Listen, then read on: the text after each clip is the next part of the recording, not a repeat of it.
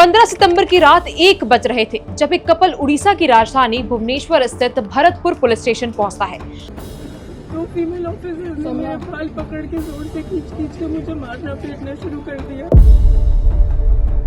छेड़खानी और पीछा करने की शिकायत लेकर पुलिस के पास पहुंचा ये कपल कोई और नहीं बल्कि देश की सरहद पर लड़ने वाला आर्मी अफसर और उनकी मंगेतर थी।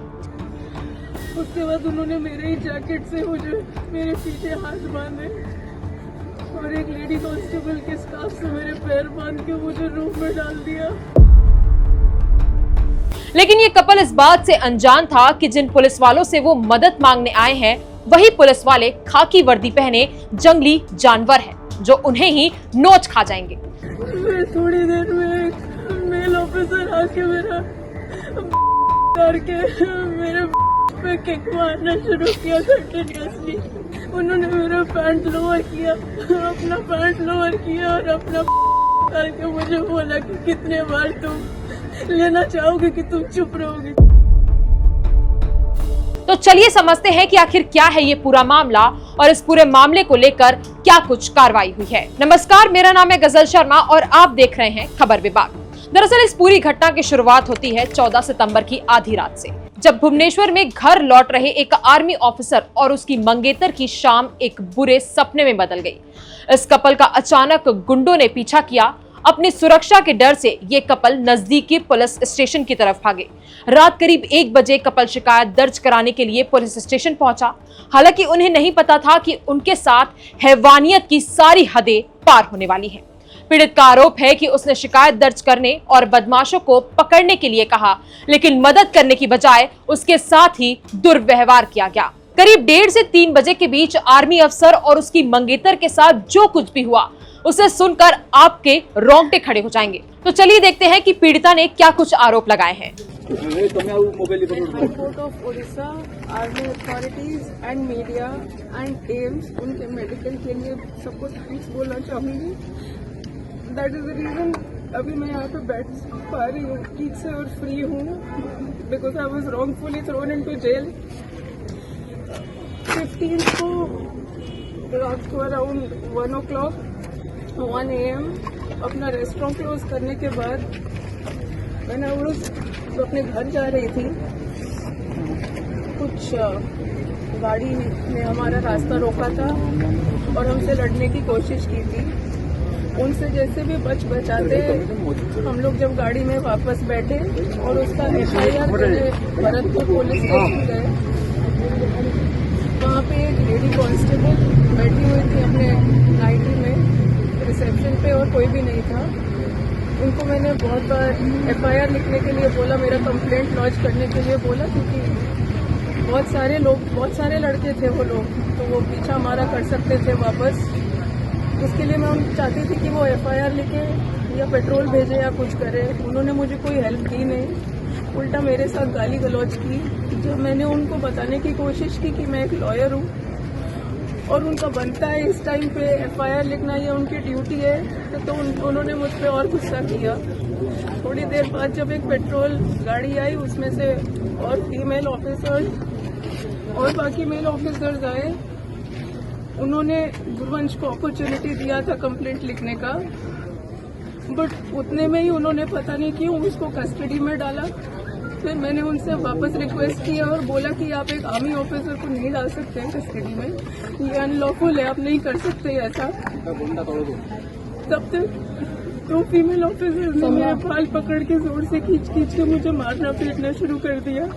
मैंने उनको रिक्वेस्ट करते रही, प्लीज स्टॉप, मत कीजिए, ऐसा मत कीजिए। फिर वो पुलिस स्टेशन के कॉरिडोर से मुझे घसीटते हुए ले जा रहे थे और उस टाइम पे मैं जितना जो उनको फाइट दे पाई, जहाँ उनके हाथ दिखे, एंकर्स दिखे, मैं फाइट बैक करने की कोशिश कर रही थी।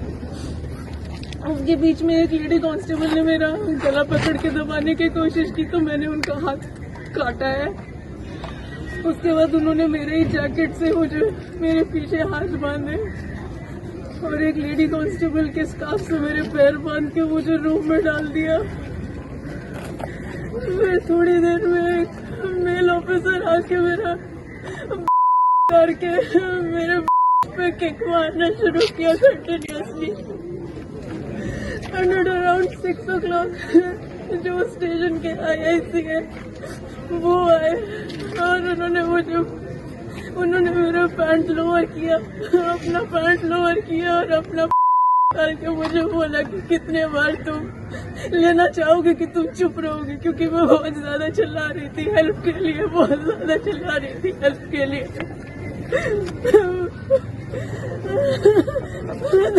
Please please please. इस पूरे मामले को लेकर आर्मी ऑफिसर ने बताया कि थाने में शिकायत दर्ज कराने के दौरान अचानक 4 पुलिस अधिकारियों ने मुझे घसीटा।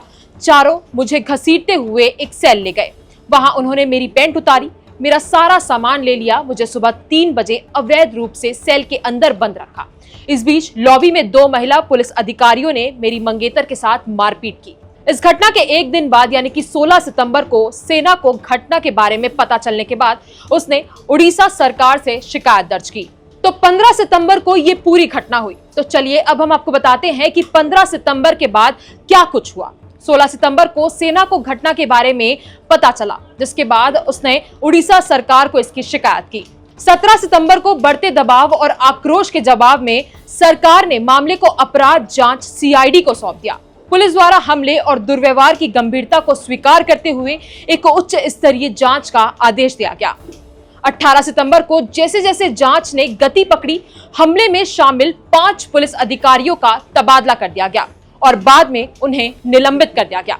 उड़ीसा उच्च न्यायालय ने उस महिला को भी जमानत दे दी जिस पर पुलिस ने गलत आरोप लगाए थे और उसे गिरफ्तार किया था। 19 सितंबर को कोर्ट के आदेश के बाद आखिरकार पीड़िता को हिरासत से रिहा कर दिया गया। रिहा होने पर पीड़िता ने मीडिया को अपनी दर्दनाक आपबीती सुनाई। उसने बताया कि उसे कई चोटें आई, जिसमें उसके जबड़े पर आई चोट भी शामिल थी। और उसके बाद 20 सितंबर को सेना अधिकारी और उसकी मंगेतर के यौन और शारीरिक उत्पीड़न पर शामिल 5 पुलिस अधिकारियों के खिलाफ आधिकारिक तौर पर FIR दर्ज की गई। अब जब जांच चल रही है तो न्याय की उम्मीद बढ़ने लगी है। लेकिन इस पूरे मामले को लेकर भरतपुर स्टेशन पुलिस की एक अलग ही प्रतिक्रिया सामने आई है। भरतपुर पुलिस ने बताया है कि आर्मी ऑफिसर और उनकी मंगेतर नशे में थे। उन्होंने 15 सितंबर की रात भरतपुर पुलिस स्टेशन पहुंचकर तोड़फोड़ की, कंप्यूटर और फर्नीचर को तोड़ा, ऑन ड्यूटी अफसरों से मारपीट भी की और इसलिए उन्हें गिरफ्तार किया गया था। जैसे जैसे ये मामला तूल पकड़ता गया, कई बयान भी सामने आए। पीड़ित महिला के ब्रिगेडियर पिता का कहना है कि पुलिस ने मेरी बेटी का यौन उत्पीड़न करके कई कानूनों का उल्लंघन किया और आरोपी पुलिस कर्मियों की गिरफ्तारी होनी चाहिए। राज्य सरकार को महिलाओं के साथ संवेदनशील होकर काम करना चाहिए। राज्य सरकार आरोपी पुलिस वालों को सजा देकर एक उदाहरण पेश करे। तो महिला सशक्तिकरण और सुरक्षा को लेकर कानून बनाने वालों से मेरा एक सवाल है कि क्या मैं अपने देश में सुरक्षित हूं? अगर मेरे साथ कुछ हुआ तो मैं अब पुलिस के पास जाऊं या नहीं? ये सवाल मेरे और देश की हर महिला के मन में आ रहे होंगे। ऐसा इसलिए क्योंकि जिन पुलिस वालों के पास हम अपनी शिकायत दर्ज कराते हैं ताकि हमें देश में न्याय मिले और सुरक्षित महसूस हो, कानून के रक्षक कहलाने वाले यही पुलिस ऑफिसर्स भक्षक बन गए हैं। यहाँ तो बात एक आर्मी अफसर और उसकी मंगेतर की थी। जब ये लोग इस देश में सुरक्षित नहीं हैं, तो एक आम इंसान कहां से सुरक्षित होगा? और वो भी तब जब एक महिला ही दूसरी महिला के साथ दरिंदगी पर उतर आई है। क्या ये है आज के समाज की तस्वीर, जहां कानून के रक्षकों ने राक्षस का रूप धारण कर लिया है? तो इस पूरे मामले को लेकर आपकी क्या राय है, हमें कमेंट कर जरूर बताएं और इस वीडियो को ज्यादा से ज्यादा शेयर करें और हमारे चैनल खबर बेबाक को सब्सक्राइब करना ना भूलें।